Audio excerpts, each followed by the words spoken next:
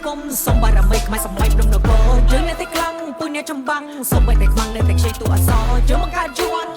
យើងមានតន្ត្រីមានម្លៃមានរបាំចាំតែតែចាំភ្លេងពិនពៀតត្រូវតែកប់ជាចំណាំពីជំនាញនៃបលេងសាស្ត្រខាត់ចូលអចិត្តរត់ធៀមណៃដែលកណ្ដាច់ទៅសពិត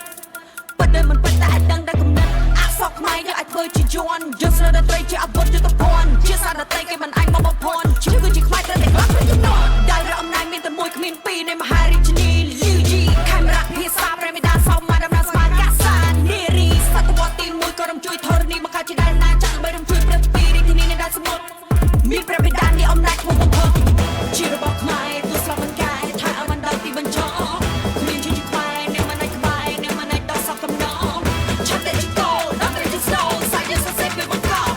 នេះក៏និយមចង់ត្រូវមកផ្ដុំ Bring ourខ្មែរ to the top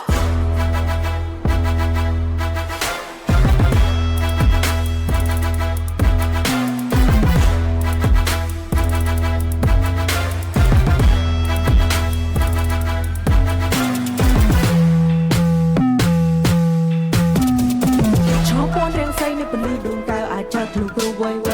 សរសេរជាសារលើកំពស់សាស្ត្រាដាទៀនជំនាញនៅបានិស័យជាអត្តន័យលើតន្ត្រីមួយនេះដូចជាសូត្របាលីចាក់តកគ្រប់ដំណើរជាដាក់ប្រស្នាខ្លាំងតែជាខ្មែរនៃសម័យដូនតាហេតុវៈវរបានជោគជ័យក្នុងចំំសន្តានាមកម្ពុជាទេសនគរចេឡាអស្ចារចេស្តាត្រីសូបាក់សៃចំក្រុងឈរធ្វើជាសាស័យដល់ពេលសេឡាទុកធ្វើជាសាថៃអីសៃកំពុកណាកែបហើយសៃអប្សរមេរ៉ាមកសុគីឡៃតែសេចក្តីគ្រប់ប្រតិបត្តិស្រីភេត្រីស្វារៈរត់ក្នុងភាពខ្លាំងក្លាដល់សម័យជេនឡាលៀសថងថ្ងៃដងកាចាប់បង្រួមដែនដីសរសេរប្រវត្តិសាស្ត្រពាក់កណ្ដាលកំពតថ្មីអីសនៈបុរៈក្នុងកលៈទេសៈនៃសម្បូរព្រៃកុកបុរីជារបស់ខ្មែរទូស្លាប់មិនកាយថាឲ្យបានដល់ទីបញ្ចប់មានជាខ្មែរអ្នកមិនអាចក្បែរអ្នកមិនអាចដល់សពកំណងឆាប់តែជីកោដល់តែជីស្នូសាច់យើងសរសេរពីបង្កប់នេះក៏និយមចាប់ប្រមដុំ Bring ourខ្មែរ to the top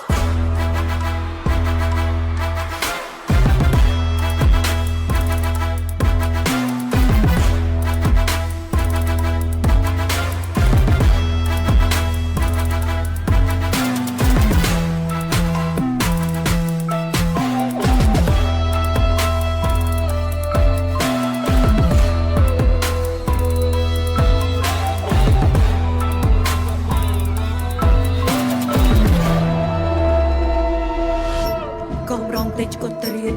នៅមហិន្ទបរិពោធឆ្នាំ802អភិសេកព្រះបាទជាស្ដេចចក្រពត្តិទ្រង់យាងនៅព្រាមហេរញ្ញទានដែលជាអ្នកប្រាជ្ញមកបជនបទចេះចាំនៅគម្ពីរទាំង4សន្និដ្ឋានតែជាក្បួនដែលមានពិតប្រកបកូនចៅដែលជាជំនាន់ក្រោយខិតខំរួចហើយក្រុមជំនាញសម័យសូមរងប្រលឹងដូនតាអភិសេកបទនេះឲ្យមានបារមីដោយអំណាចនៃតបៈនៃរាជគ្រូសេវកៃវលយៈដោយអំណាចនៃទេវរាជ